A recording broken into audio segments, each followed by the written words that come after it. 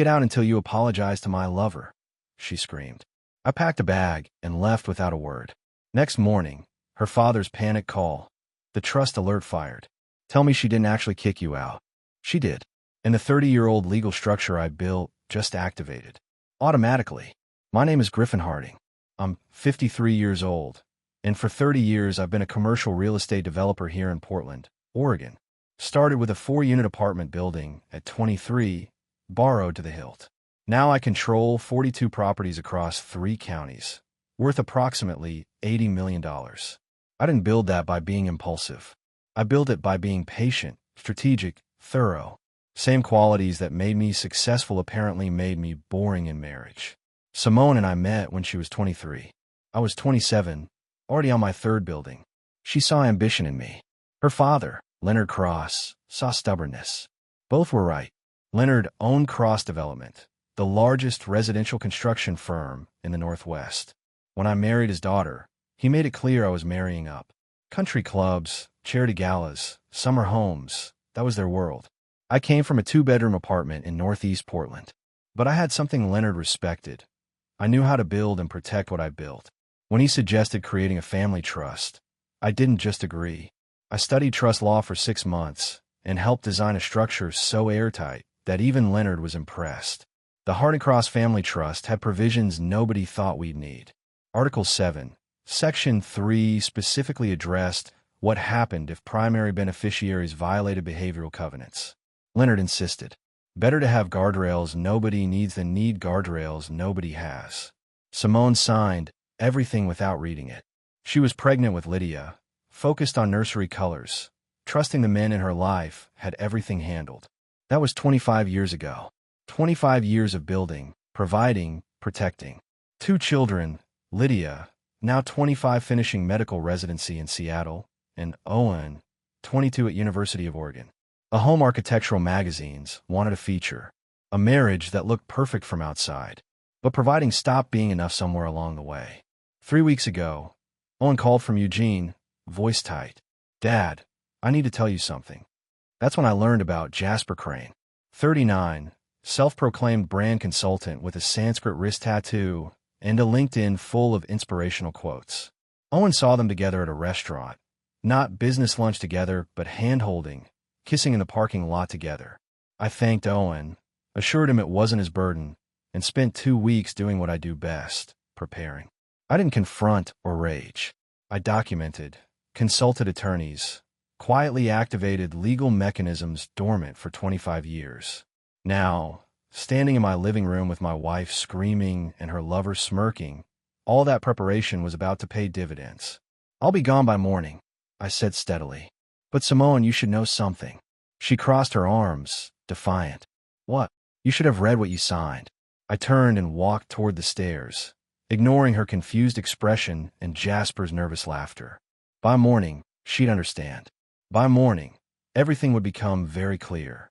I didn't go far that night, just to the Marriott downtown, 17 floors up with a view of the city I'd helped build. Couldn't sleep, didn't try. Just sat by the window watching car lights streak through the rain and thinking about the last time Simone had actually looked at me like I mattered. Couldn't remember. That told me everything. At 6 a.m., I drove back to the house. Simone's car was gone, probably stayed at Jasper's place or wherever she told herself she was reclaiming her independence. The house was quiet, almost respectful in its silence.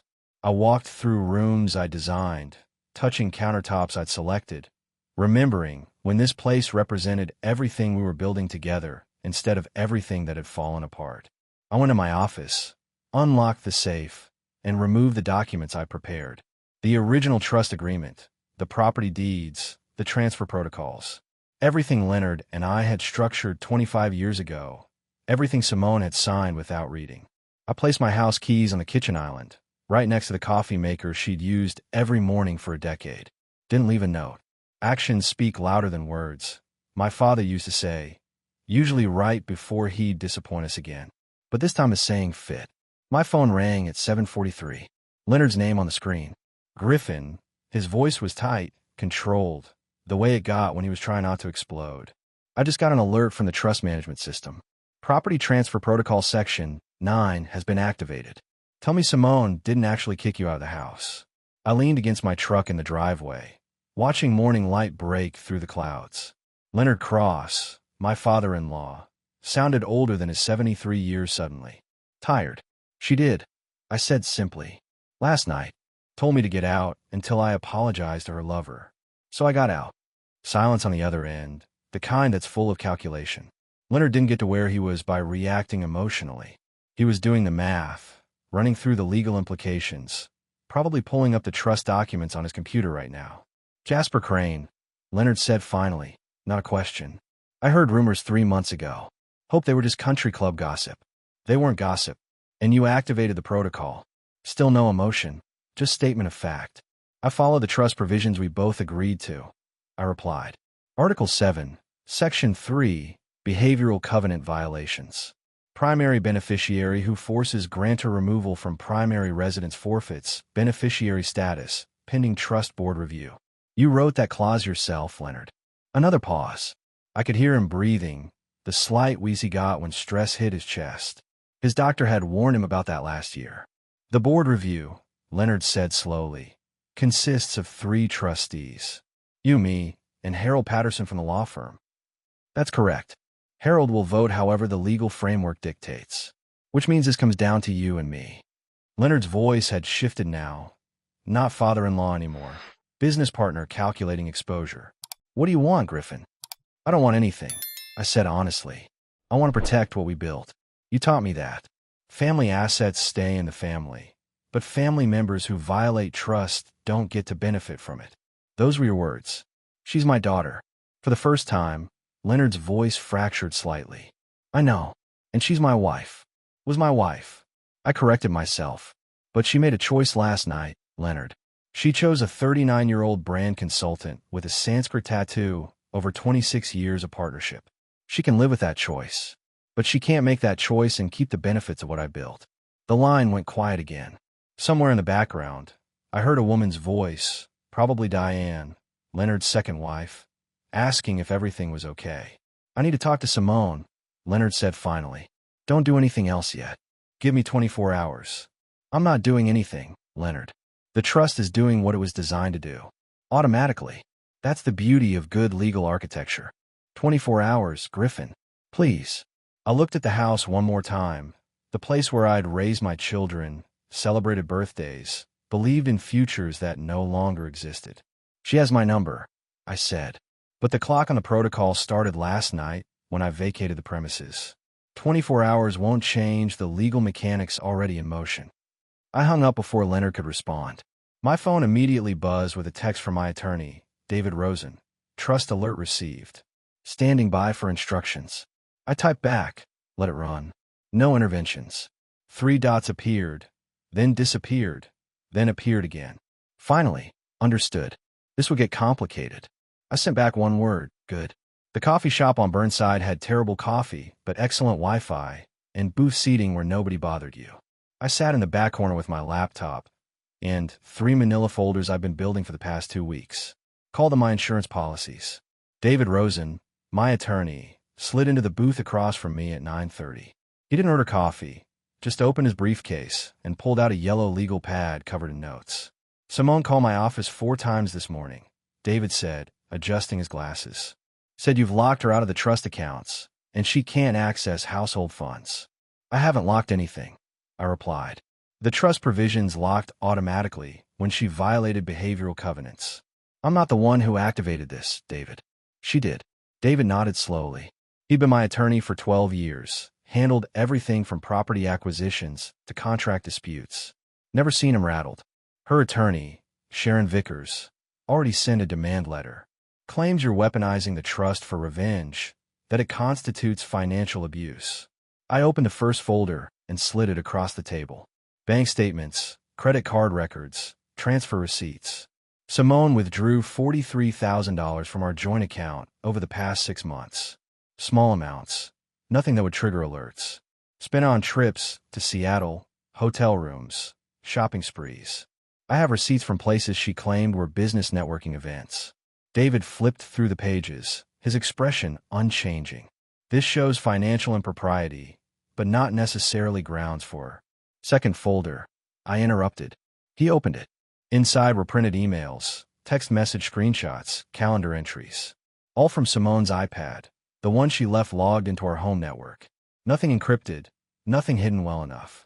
This is her correspondence with Jasper Crane going back 14 months, I said quietly, including messages about using trust funds to finance their future together. She told him I'd never notice because I was too busy building things to pay attention to anything real. David read for a solid 3 minutes without speaking. When he looked up, his expression had hardened. Griffin, how did you obtain these communications? They were on devices connected to my home network. I'm the network administrator. I have legal access to traffic on my own system. I checked with a different attorney before pulling this trigger. Knew my ground. And the third folder? David asked. I opened it myself. Jasper Crane, 39 years old, divorced twice, currently being sued by a second ex-wife for unpaid child support. He owes $47,000 in back payments. His brand consulting business is 3 months behind on office rent. He's not a successful entrepreneur. He's a con artist who saw a wealthy woman with access to family money and played the role she wanted to see. David studied the background check, the court documents, the financial records my investigator had compiled. This is comprehensive. I build for a living, David. I don't build anything without understanding the foundation first. Jasper's foundation is sand. What's your play here? David leaned back, studying me. You want to use this to pressure Simone into a quick settlement? No, I said simply. I want Leonard to see who his daughter chose over her family, over her children, over 26 years of partnership. Then I want the trust board to make their decision based on facts, not emotions. My phone buzzed. Text from Lydia, my daughter. Dad, Mom called crying. Said you're trying to take everything from her. What's happening? I showed David the message. He winced. The children are going to get pulled into this.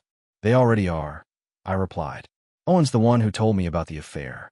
He saw them together, watched his mother betray his father. Now Simone's trying to make herself the victim. I typed back to Lydia. Can we talk tonight? I'll explain everything. Love you. The trust board meets in 6 days, David said, checking his calendar. Leonard will push for reconciliation. He'll try to find a middle ground. There is no middle ground. Either beneficiaries follow the covenants or they don't. Either the trust means something or it's just expensive paperwork. I closed the folders. Leonard built those provisions because he understood human nature. He knew people make terrible decisions when they think they're untouchable. Simone thought she was untouchable. And now?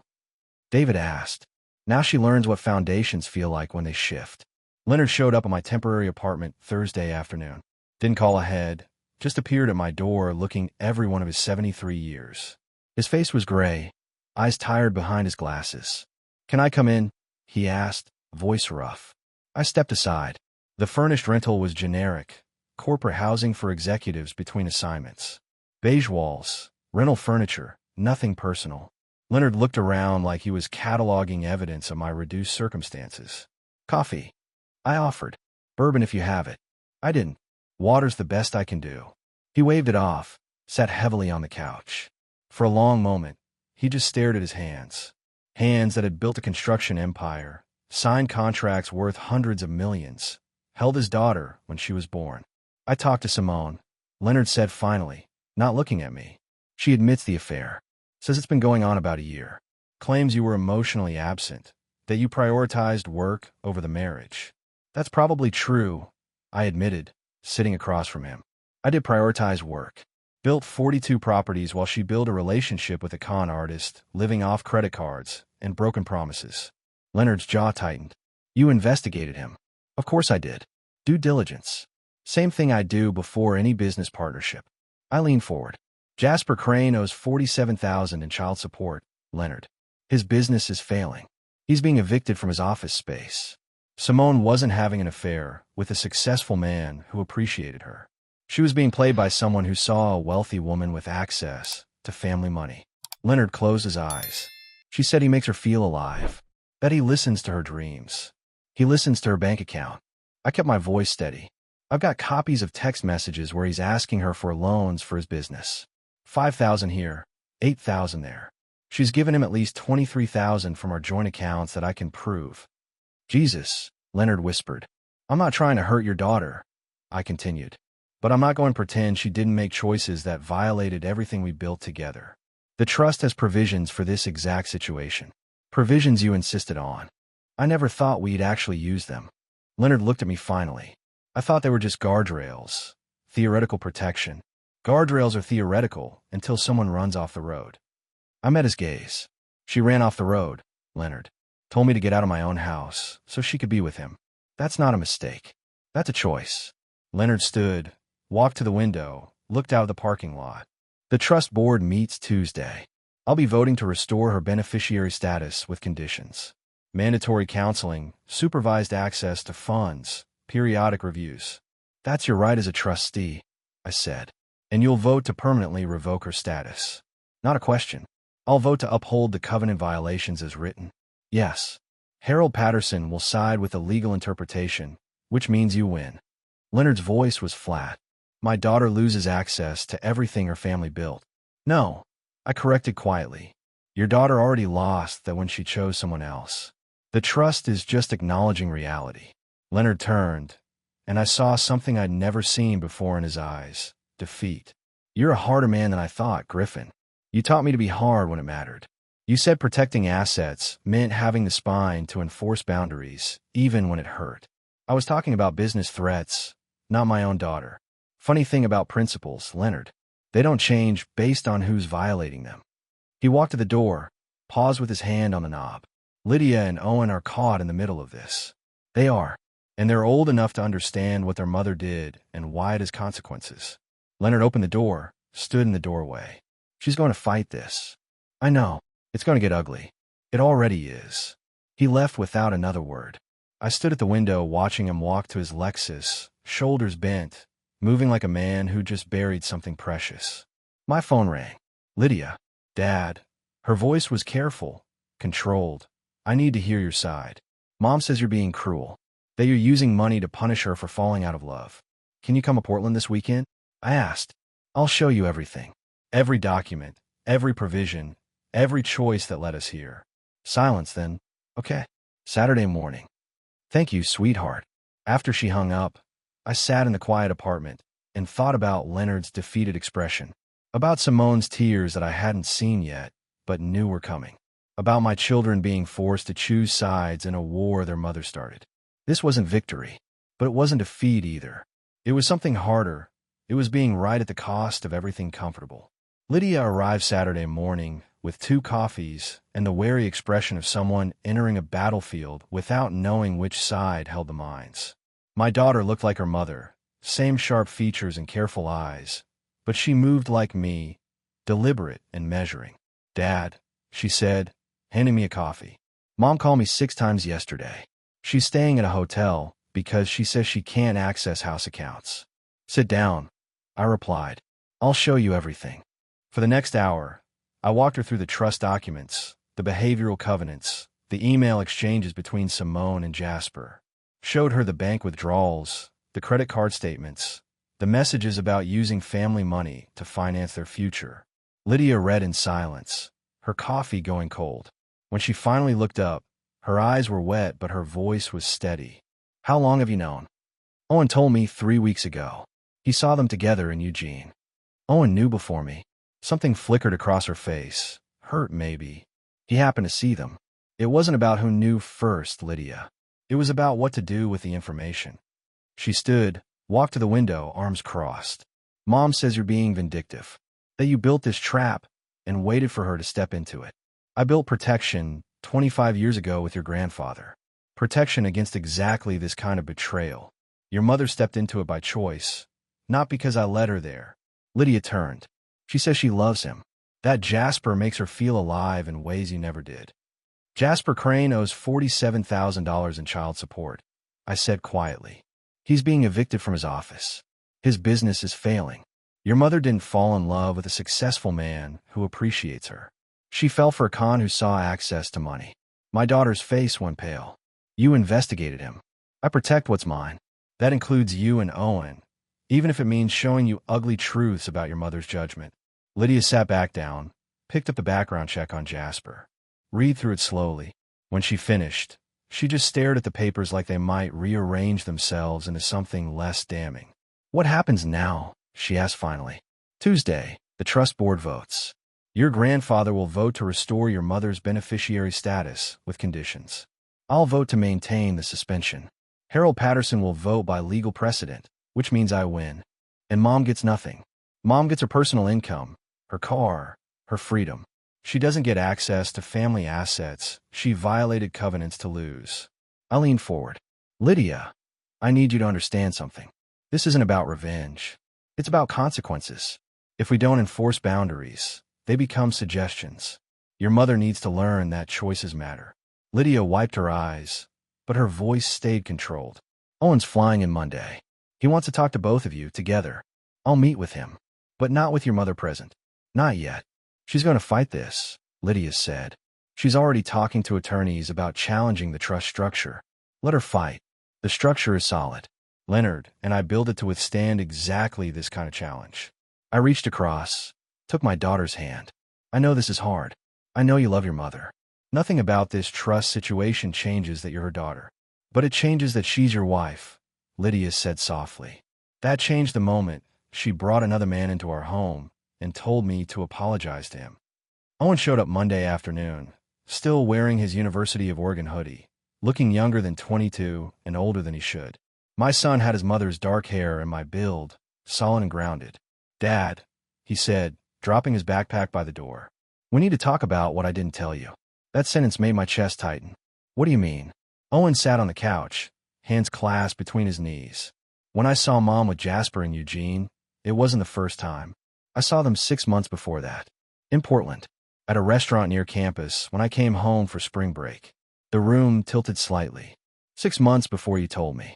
I didn't know what to do. Owen's voice was raw. I was 21, Dad. How do you tell your father that your mother is cheating? I kept hoping I was wrong, that maybe they were just friends, that it would stop. I sat across from him, trying to keep my voice level. Why tell me 3 weeks ago instead of 6 months ago? Because I saw them again in Eugene, and this time they were talking about leaving, about starting over together. Mom said she was tired of living a half-life, that she deserved happiness. Owen looked up, and his eyes were my eyes, same color, same intensity. She was planning to leave you, Dad. Not just have an affair, but actually leave. I couldn't let you be blindsided. The weight of it settled over me. 6 months of knowing, 6 months of carrying that burden alone. Owen, you should have told me immediately. I know. I'm sorry. I was trying to protect everyone and ended up protecting no one. He pulled out his phone, opened it, handed it to me. There's something else. Last week, Mom called me. Asked if I'd testify at the trust hearing that you were emotionally abusive. That you controlled her with money and isolated her from friends. What did you say? I told her no. I told her what she did was wrong, and I wouldn't lie for her. Owen's voice strengthened. Then she said if I didn't support her, I was choosing your money over my mother. That's manipulation, I said. I know. That's when I realized she's not the person I thought she was. Or maybe she is, and I just never saw it clearly. Owen took his phone back. Lydia called me after meeting with you. She's struggling, Dad. Trying to balance loving Mom with seeing what Mom actually did. What about you? I asked. How are you balancing it? Owen met my eyes. I'm not.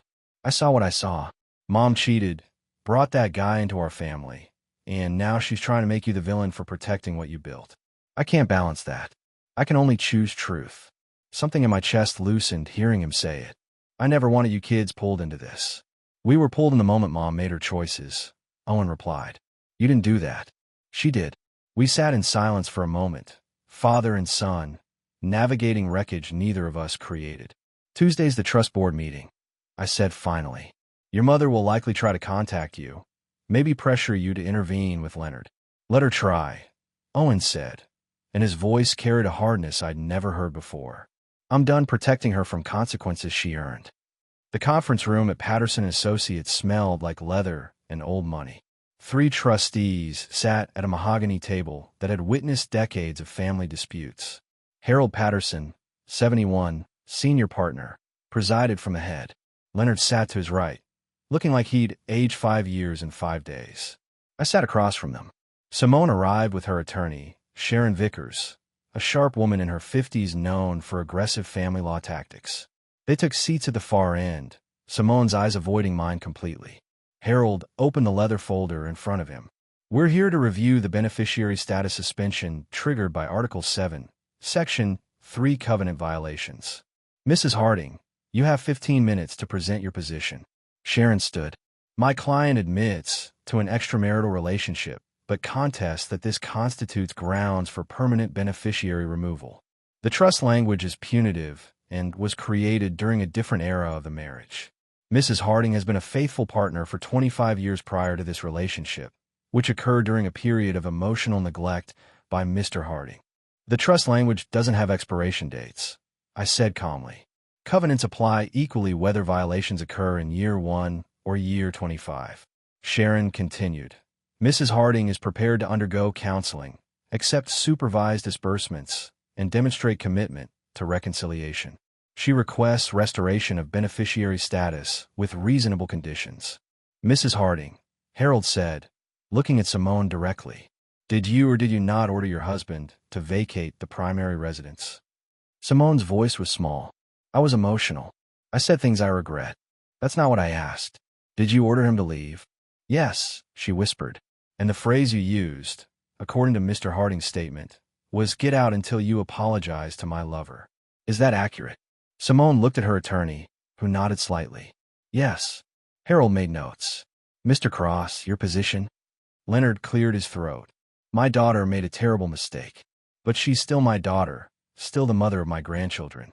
I vote to restore beneficiary status with mandatory counseling, supervised access to trust funds, and quarterly reviews for 2 years. Mr. Harding.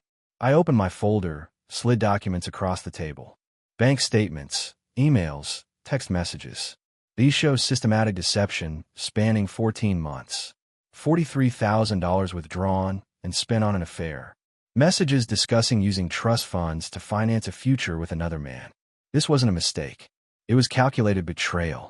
Sharon started to object, but Harold raised his hand. I'll review the evidence. Mr. Harding, your vote. I vote to maintain the suspension.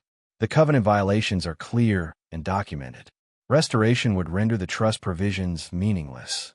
Harold studied the documents for 10 minutes while the room sat in tense silence. Finally, he looked up.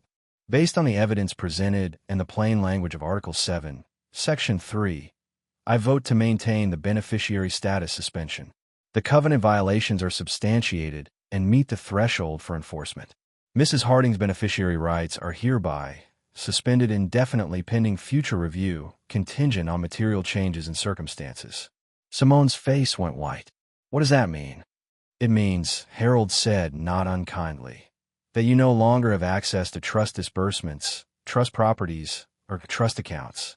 Your husband retains full control as primary grantor and sole active beneficiary. Sharon stood quickly. We'll be filing an appeal to challenge the trust structure itself on grounds of unconscionability. That's your right, Harold replied. This board has made its decision according to established legal framework. Leonard stood without looking at me, gathered his papers, and walked out.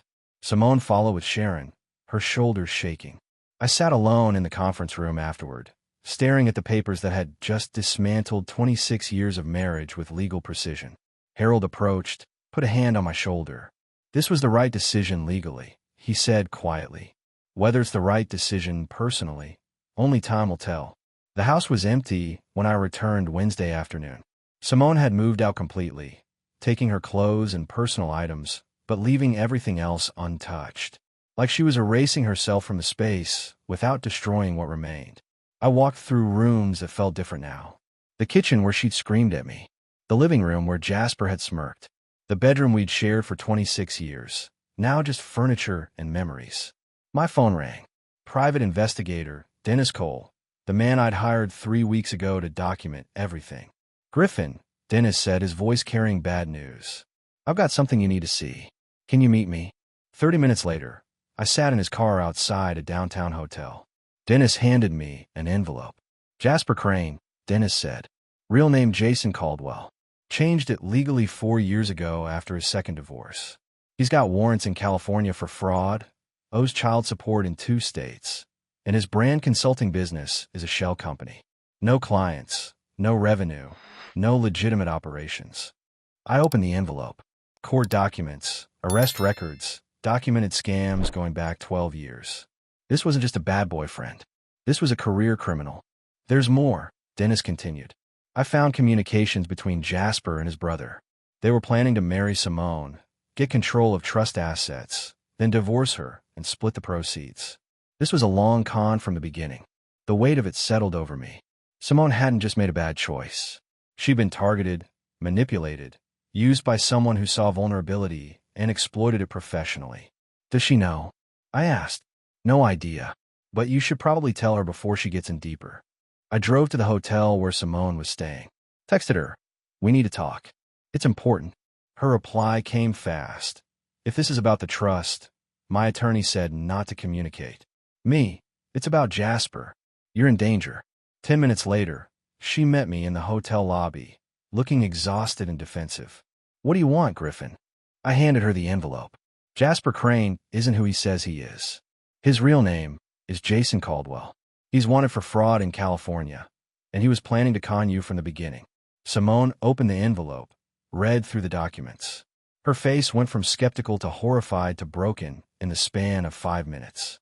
No, she whispered. He loves me. He loves your access to money. Read the messages between him and his brother. They planned the whole thing. She sank into a lobby chair, papers scattered around her. I destroyed my marriage for a con artist. Yes, I said simply, because there was no kind way to say it. What do I do now? Her voice was small, lost. You file a police report. You cut all contact with him. You figure out how to rebuild your life without the safety net you violated your way out of. Simone looked up at me, and for the first time in months, I saw the woman I'd married. Scared, real, without pretense. I'm so sorry, Griffin. I know, but sorry doesn't undo covenant violations. Sorry doesn't restore trust. It just means you finally understand what you lost. I left her in that lobby, surrounded by evidence of her own terrible judgment, and drove back to the empty house that was now just mine. 2 weeks after the trust board meeting, I received a call from Detective Sarah Brennan with Portland PD's Fraud Division. Jasper Crane, real name Jason Caldwell, had been arrested in Seattle attempting to board a flight to Mexico using a fake passport. We found evidence linking him to multiple scams, Detective Brennan said. Your wife's case is part of a larger investigation. He targeted at least 6 women over the past decade, all with significant family wealth. I sat in my office at the house that was finally just mine again, looking at property development plans I'd been too distracted to focus on for months. What happens now? He's facing federal charges. Wire fraud, identity theft, conspiracy. Your ex-wife will need to testify. Ex-wife. The word still felt strange, even though the divorce papers had been filed 3 days after the trust board meeting. Simone hadn't contested anything, signed everything her attorney put in front of her with the mechanical compliance of someone who'd stopped fighting. Leonard called that afternoon. His voice sounded older, tired in a way that wasn't just physical. Griffin, he said, I owe you an apology. You were protecting what we built, while I was trying to protect my daughter from consequences she needed to face. You were being a father, I replied. That's not something to apologize for. Simone filed charges against Jasper. Or Jason, whatever his real name is. She's cooperating with the federal investigation. Leonard paused. She asked me to tell you she understands now. Understands what you were trying to protect her from. That's good. But understanding doesn't change the outcome. No, Leonard agreed. It doesn't. The trust provisions stand. She's moved in with her sister in Sacramento, trying to rebuild her credit and her life. I looked out the window at the garden Simone had designed, the stone path I'd laid, the life we'd built together that had fractured along fault lines neither of us had noticed until it was too late. How are Lydia and Owen? Leonard asked. Managing. Lydia's back in Seattle, focused on her residency. Owen's finishing his senior year. They've both been to counseling, working through what this did to their idea of family. I paused. They still talk to their mother. I made sure they understood that my issues with Simone don't dictate their relationship with her. That's generous. That's being a father. I echoed his earlier words. They need their mother, even if I don't need my wife anymore. After Leonard hung up, I walked through the house room by room.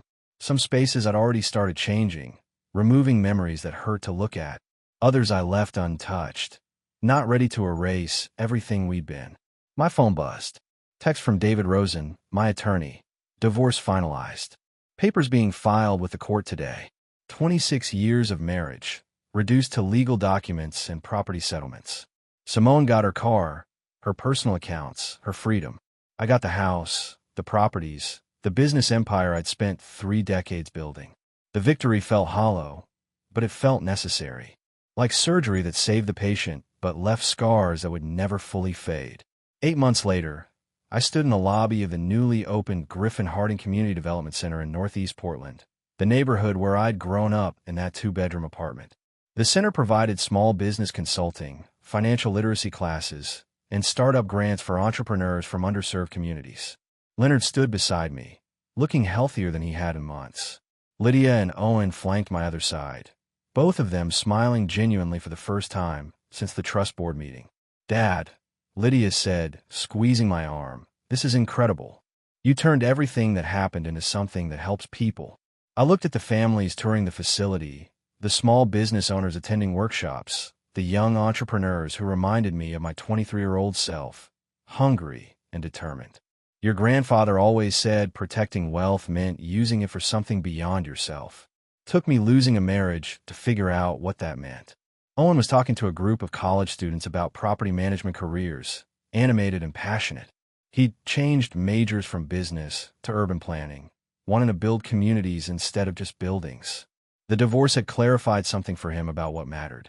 Leonard pulled me aside while the ribbon-cutting ceremony was being prepared. "Simone sent something for you," he said, handing me an envelope. "Asked me to give it to you today." Inside was a single card. Her handwriting, careful and measured. "I'm sorry I couldn't see what you were building until I destroyed what we had. I hope you build something beautiful from the ruins. S. No requests, no justifications, no attempts at reconciliation. Just acknowledgement and release." "How is she?" I asked Leonard. "Working as an event coordinator in Sacramento. Small firm, nothing prestigious. She's in therapy, paying off the debts Jasper left her with. It'll take years." Leonard looked at the community center, at the people streaming through doors I'd funded and opened. "She knows what she lost. Finally understands that trust isn't just emotional, it's structural. Break the structure, lose the foundation." The ceremony started.